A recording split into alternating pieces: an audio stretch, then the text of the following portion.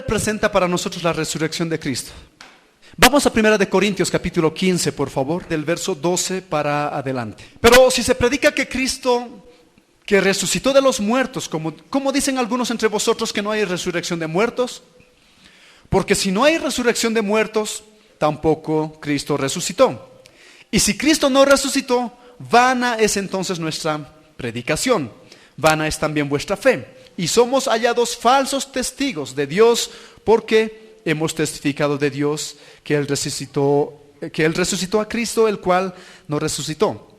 Si en verdad los muertos no resucitan. Porque si los muertos no resucitan, tampoco Cristo resucitó. Y si Cristo no resucitó, vuestra fe es vana. Aún estáis en vuestros pecados. Entonces también los que durmieron en Cristo perecieron. Y si en esta vida solamente esperamos en Cristo, somos los más dignos de conmiseración de todos los hombres. Mas ahora Cristo ha resucitado de los muertos, primicia de los que durmieron es hecho.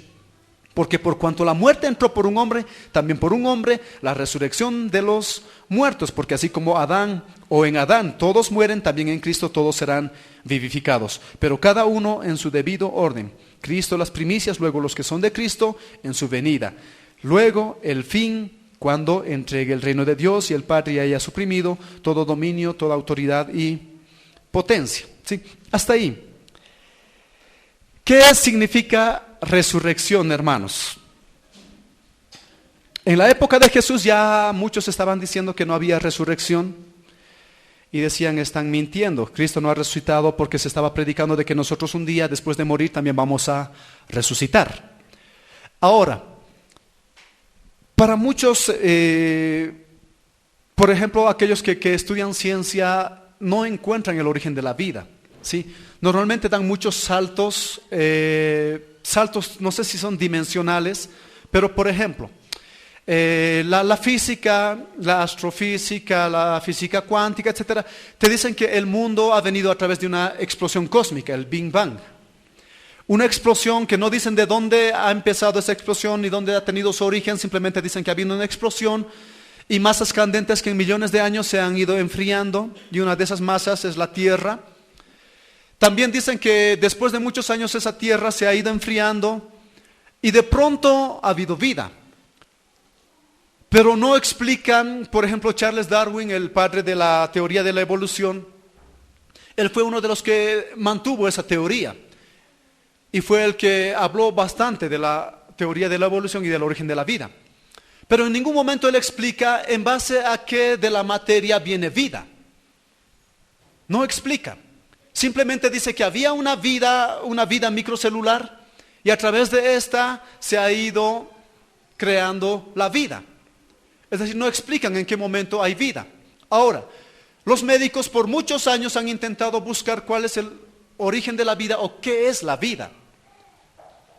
Y la mayoría no logra entender qué es la vida. Ahora, cuando hablamos de vida, en la Biblia, en el griego, hay 3 palabras para vida, ¿sí? Y memoricen, por favor. Para nosotros vida es vida, pero en el griego hay 3 palabras para vida. Bios, de ahí viene biología. La medicina, de hecho, estudia el cuerpo biológico o fisiológico que nosotros tenemos. La otra palabra para vida es psique, que es la vida del alma, o de ahí viene psicología, la vida anímica. Y la otra palabra para vida es zoe, que es la vida espiritual. Entonces, cuando en la Biblia habla de vida, está utilizando de acuerdo a la circunstancia. Cuando habla de la vida biológica no dice vida, sino dice bios. Cuando habla del alma utiliza psique, y cuando habla de zoe, de la vida espiritual, por ejemplo, dice, ustedes tienen que ser hombres espirituales, utiliza la palabra zoe en el griego. Ahora, cuando nosotros hablamos de la vida, y estamos hablando de que, por ejemplo, no puede haber resurrección sin que antes alguien haya muerto. Pero ¿a qué le llamamos muerte? Y no vamos a entender qué es muerte si no entendemos qué es vida. Ahora, cuando nosotros vamos al libro de Génesis, hablamos de diferentes tipos de vida. Si bien hay 3 tipos de vida, pero también hay el tipo de vida humana, vida animal y vida vegetal. Y entre todas esas está la vida celular. Ahora, cuando vamos al libro de Génesis, al capítulo 1 y al capítulo 2, de pronto Dios crea al hombre, al ser humano. Y dice Dios agarró del polvo de la tierra y le dio una forma y una estructura. Cuando ya tenía una estructura, el barro, por así decirlo, no tenía vida, era materia inanimada. Entonces al final dice que Dios le dio aliento de vida o un soplo de vida. En el hebreo la palabra es ruach, que puede traducirse como espíritu, aliento, soplo, viento. Entonces, ¿qué es lo que le da vida al ser humano? El espíritu, hermanos. Les estoy diciendo que ruach en el hebreo significa soplo, viento, espíritu, aliento. Y cuando la materia estaba hecha, el barro estaba formado, no tenía vida. Y entonces Dios le da un aliento de vida, un soplo de vida, le da espíritu. Entonces la fusión entre materia y espíritu, al final el ser humano cobra vitalidad o cobra vida, como así nosotros lo entendemos. Y por eso la Biblia dice, y llegó el hombre a ser alma viviente. Y los testigos de Jehová se agarran esa parte y dicen, el hombre no tiene espíritu, es alma viviente, aquí lo dice. Pero cuando el espíritu y la materia se fusionaron, entonces el hombre empezó a tener razonamiento, conocimiento, capacidad, intelectualidad de razonar, analizar, pensar. Y literalmente era un alma viviente, un ser que podía pensar, razonar, utilizar lógica y todo lo demás. Entonces, estamos viendo más o menos qué es lo que le da vida al ser humano. Y es el espíritu. Ya, vamos a Santiago entonces. Santiago capítulo 2, verso 26. Dice, porque como el cuerpo sin espíritu está muerto, así también la fe sin obras está muerta. Entonces, ¿a qué la Biblia lo llama muerte? Hermanos, cuando el espíritu sale del cuerpo, la separación entre materia y espíritu. Sí, entonces dice, el cuerpo sin espíritu está muerto. Entonces, ¿qué le da vida al cuerpo? El espíritu, sí. Entonces, si ustedes se dan cuenta, la medicina hasta hoy intenta revisar dónde está el origen de la vida.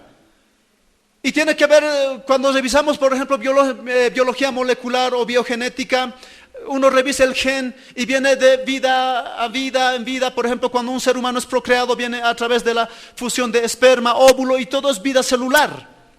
Y esto tiene que ir a un origen, y empezando de Adán y Eva, y por eso viene el pecado original y todo lo demás. Pero otro día vamos a hablar de esto, porque si no, vamos a tardar más. ¿Ya? Entonces, vida es cuando el espíritu entra al cuerpo del ser humano, por así decirlo. Y cuando el espíritu sale, está muerto.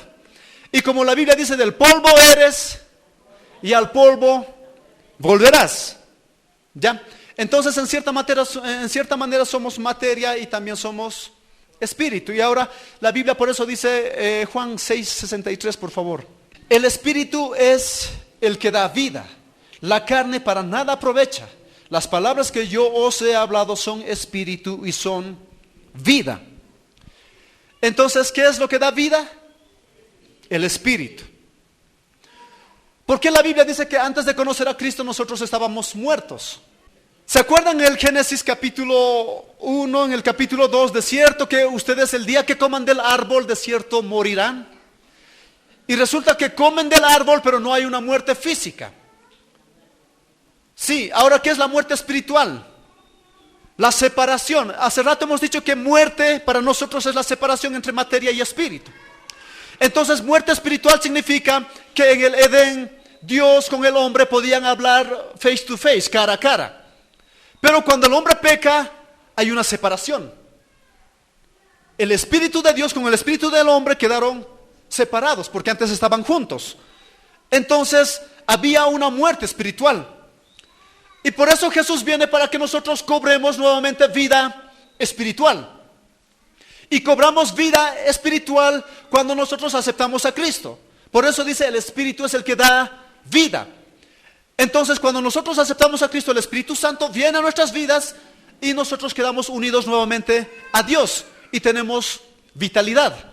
Por eso dice que el hombre de la carne busca las cosas de la carne y el hombre del Espíritu busca las cosas del Espíritu. Ahora, por ejemplo, el día viernes yo les decía, Buda venía de una familia muy rica, adinerada, y siempre se había criado en palacios, porque su papá era rey y tenía todas las comodidades.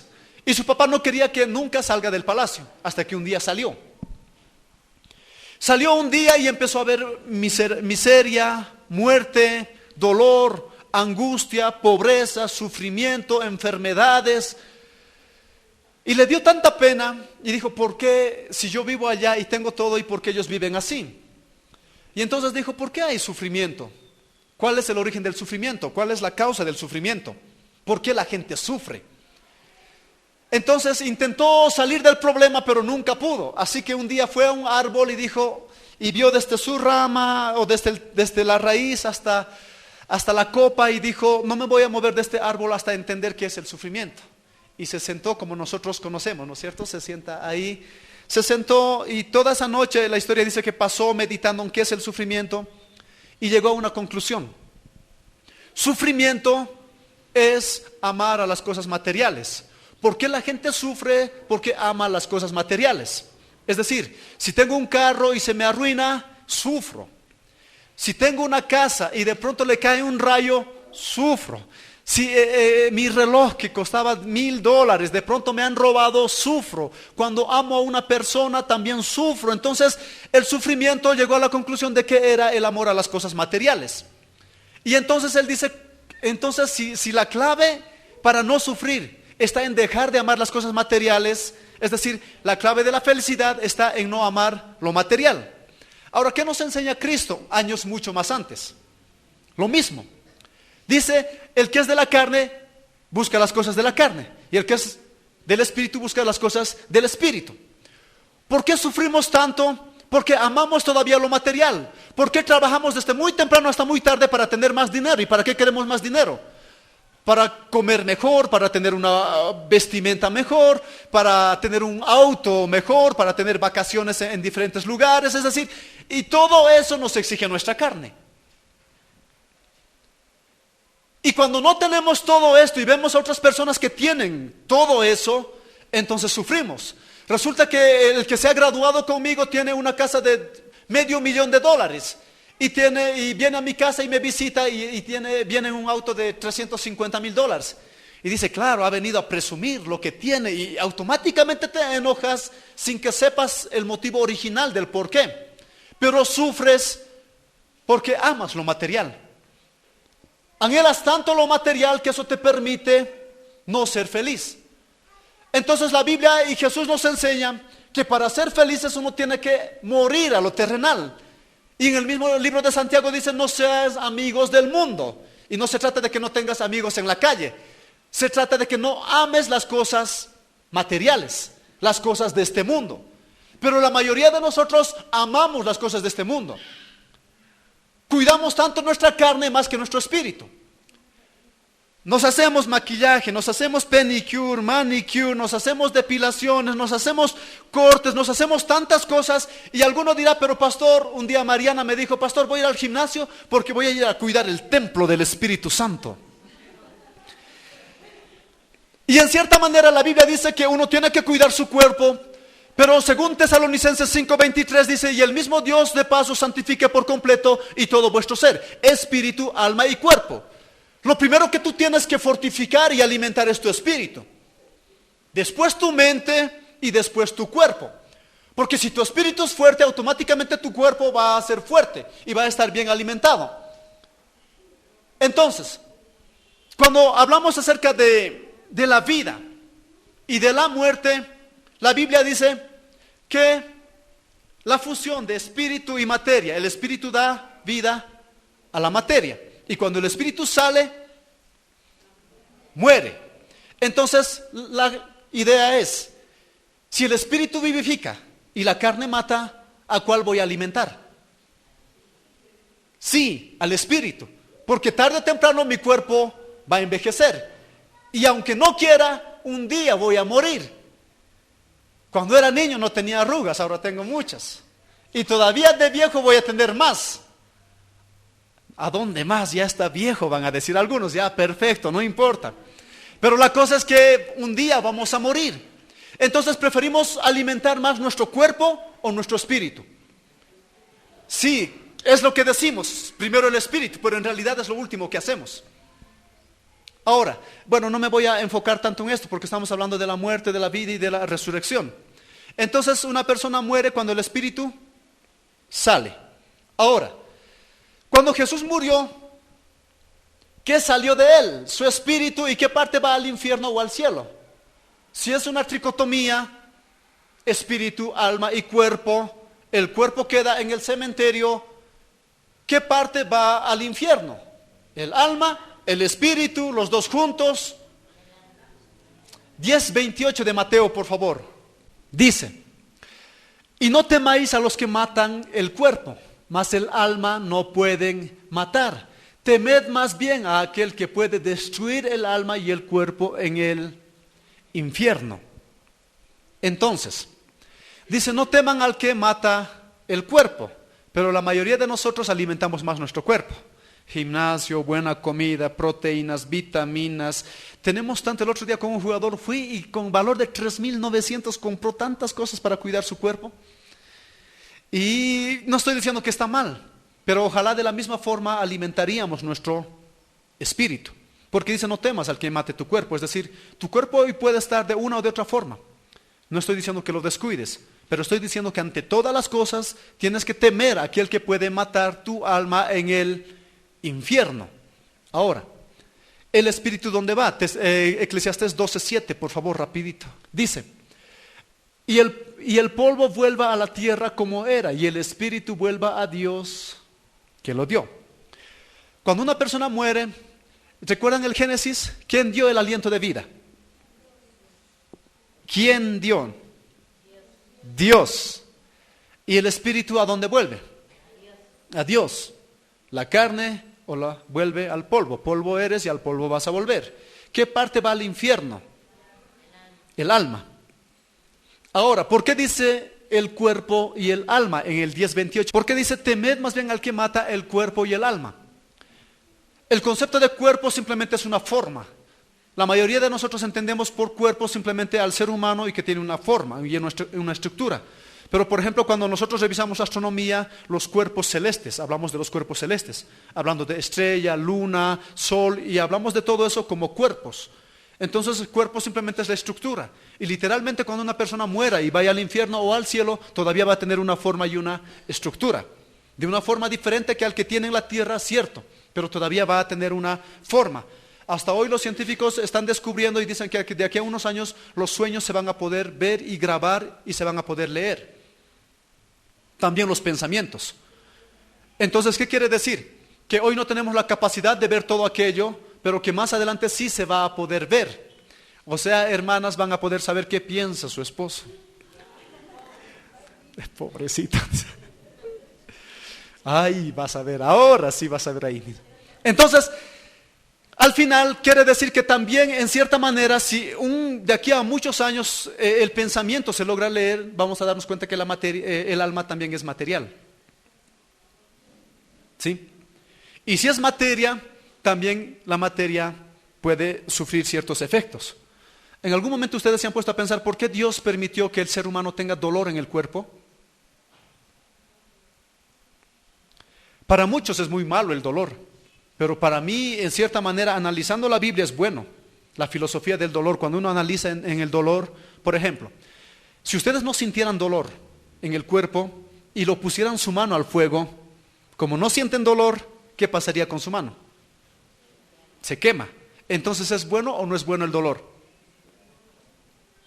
Si lo vemos de otro punto de vista, es bueno. Y Dios ha sido muy sabio a la hora de crear al ser humano. ¿Ya? Bueno, no vamos a hablar tanto del dolor, pero volvemos al tema, ¿sí? Entonces, el espíritu vuelve a Dios. El cuerpo del polvo es y vuelve al polvo, a la tierra. Y el alma es el que va al infierno. Jesús, ¿dónde fue cuando murió? Primera de Pedro, capítulo 3, verso 18, por favor. Dice, porque también Cristo padeció una sola vez por los pecados, el justo por los injustos, para llevarnos a Dios, siendo a la verdad muerto en la carne, pero vivificado en el Espíritu. El que sigue, por favor. El cual también fue y predicó a los espíritus encarcelados. ¿A dónde fue Jesús esos 3 días? Si cuando una persona muere sale el espíritu, sale el alma y el cuerpo queda, ¿a dónde fue? al infierno, al centro de la tierra. ¿Quiénes son los espíritus encarcelados? Ay, hermano, si empiezo a hablar de esto me voy a tardar más, ¿no? Bueno, ángeles caídos, etcétera, personas que han muerto, están en el centro de la tierra. Ustedes saben que siempre les hemos dicho, el infierno tiene dimensiones. El lago de fuego y azufre, que es el más peor, hasta ahora no se ha estrenado hasta hoy, ¿sí? Porque después del milenio, el diablo, la bestia, el falso profeta y todos van a ser echados al lago de fuego y azufre y todos sus seguidores. Hasta hoy la gente que muere está en un lugar de tormento, pero ese lugar de tormento no se compara en nada con el lago de fuego y azufre. Lo cierto es que Jesús fue y descendió al centro de la tierra. ¿A qué fue? Al centro de la tierra. Apocalipsis 1:18, por favor. Dice, y el que vivo, está hablando Jesús, y el que vivo y estuve muerto, mas he aquí vivo por los siglos de los siglos, amén. Y tengo las llaves de la muerte y del Hades. Hasta que Jesús vino a la tierra, había un enemigo grande que el ser humano tenía, la muerte. Nadie podía escapar de sus manos. Niño, joven, adulto, inteligente, ignorante, superdotado, millonario, rey, no importa la clase intelectual, si era muy fuerte, muy flaco, muy débil, no importaba. Pero la muerte los atrapaba a todos y los agarraba. Y nadie podía salir de sus manos. Por eso la muerte era un imperio, porque tiene un gobernador que es el diablo y que se los tragaba a todos, literalmente. Y nadie podía vencerlo. Ni siquiera quizá formando un arma nuclear, una bomba de hidrógeno, nadie podía vencer a la muerte y los atrapaba a todos. Y todos le tenían miedo a la muerte y hasta hoy muchas personas le tienen miedo a la muerte. Hasta que vino un hombre aproximadamente hace 2000 años, llamado Jesús de Nazaret. Lo crucificaron como uno de estos días, lo torturaron, lo clavaron en la cruz, lo azotaron, se hicieron la burla de él, murió y también la muerte se lo llevó. Pero resulta que la muerte no contaba, por así decirlo, con su astucia. Porque Jesús al tercer día dijo, muerte, bueno, si bien a todos los demás te los has atrapado por muchas generaciones y por muchos siglos, yo no me voy a quedar aquí, así que me voy. Y al tercer día resucitó, y en la palabra en el griego es anastasis, que la connotación tiene que ver con ir al centro de la tierra y salir con poder y con gloria y destrozar al que era dueño del imperio de la muerte, esto es al diablo. Y por eso el apóstol Pablo dice, y los exhibió públicamente triunfando sobre ellos en la cruz del Calvario.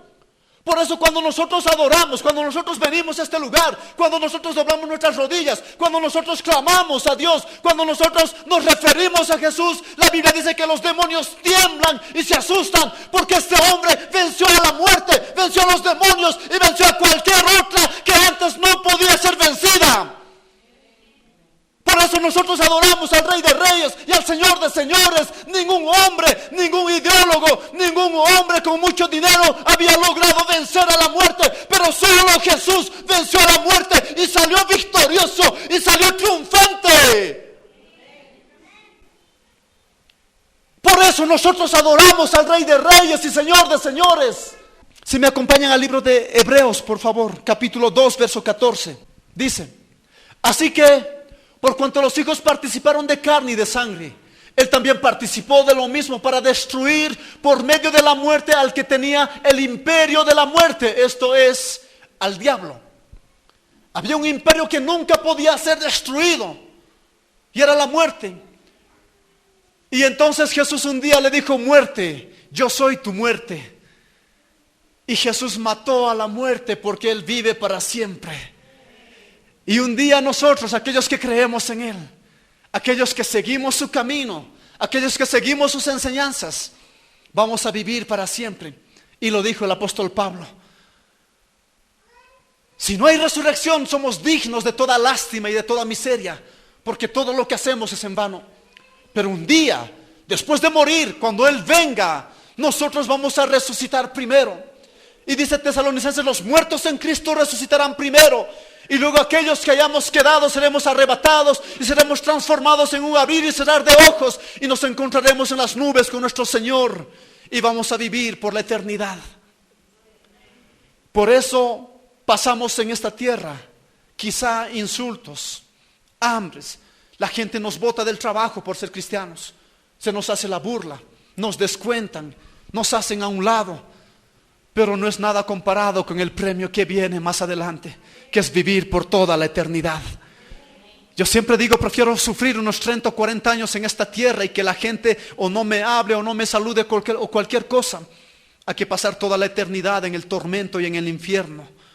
Que eso sí es un castigo de verdad. Entonces Jesús resucitó y nuevamente el Espíritu volvió a su cuerpo y su alma salió con las llaves del Hades. ¿Y saben a quién le dio?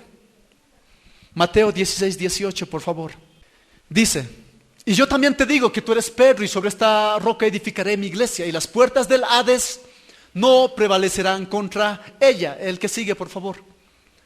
Y a ti te daré las llaves del reino de los cielos. Y todo lo que atares en la tierra será atado en los cielos, y todo lo que desatares en la tierra será desatado en los cielos. ¿Saben a quién le dio las llaves del abismo? A la iglesia. Pedro fue como la cabeza que Dios puso, y esa cabeza fue pasando de autoridad de generación en generación hasta llegar a nuestra época. Así como en el gobierno imparten poder con una espada, en la antigüedad los reyes le hacían poner de rodillas y la espada en un hombro y luego al otro hombro. En el camino cristiano se imparte la bendición sacerdotal a través de la imposición de manos. Y viene de generación en generación. Y le dio a aquellos que predican la palabra de Dios, aquellos que creen en su nombre. Y nosotros creemos en su nombre. Nosotros creemos en su evangelio. Y no hay mayor cosa que recibir cosas sobrenaturales en nuestras vidas. Pero para esto nosotros tenemos que buscar y anhelar lo sobrenatural en nuestras vidas. Y tenemos que buscar el poder de Dios en nuestras vidas. Y para esto tenemos que ayunar y orar. Orar constantemente para que Dios llene nuestras vidas con poder y gloria. Porque difícilmente Dios se va a manifestar si nosotros no le buscamos. Difícilmente Dios va a hacer algo grande en nuestras vidas, y nuestro espíritu no se va a alimentar si nosotros no buscamos su rostro y no doblamos nuestras rodillas. Por eso el cristianismo ha crecido, y después de 2000 años todavía sigue creciendo. Y el otro día escuchaba de un hombre que tiene el récord de viajes en el mundo. Loren Cunningham es el creador de Jucum, Juventud con una Misión.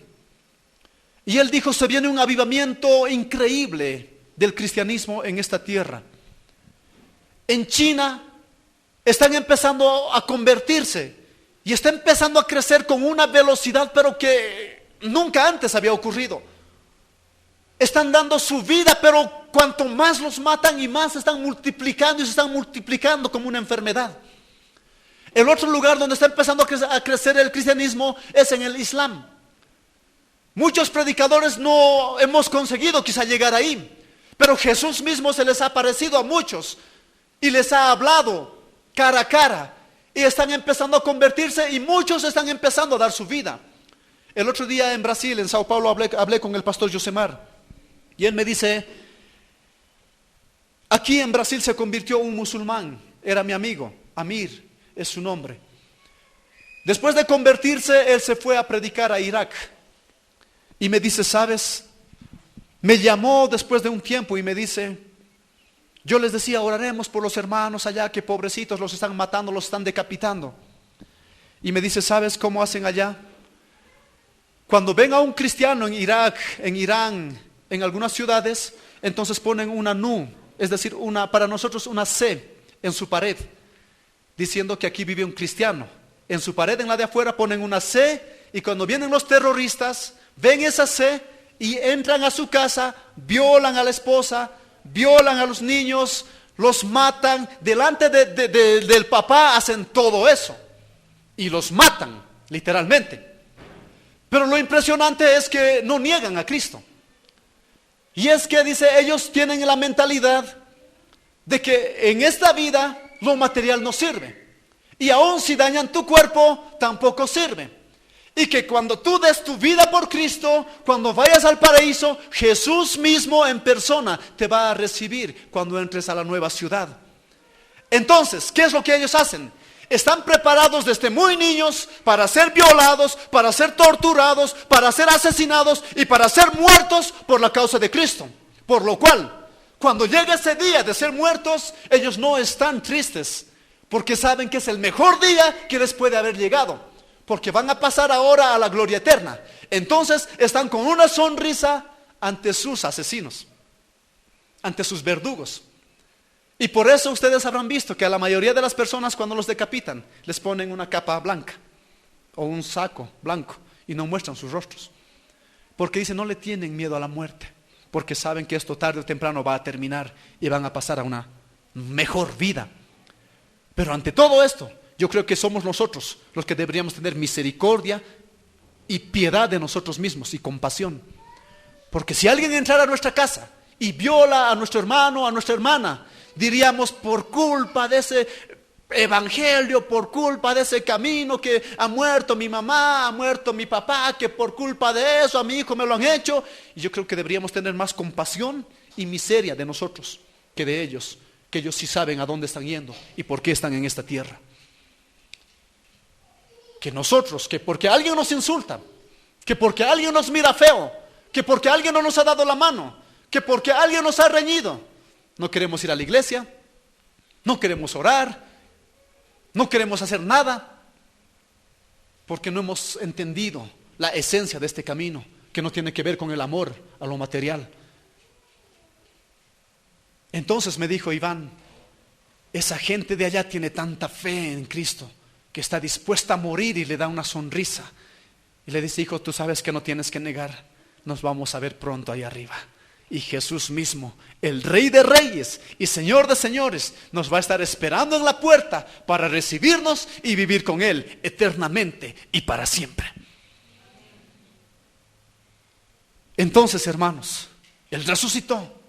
Y un día, aunque maten nuestro cuerpo y arruinen nuestro cuerpo, vamos a resucitar con un cuerpo de gloria, como dice la Biblia. Entonces la muerte no va a tener poder ni autoridad sobre nosotros y vamos a vivir eternamente y para siempre.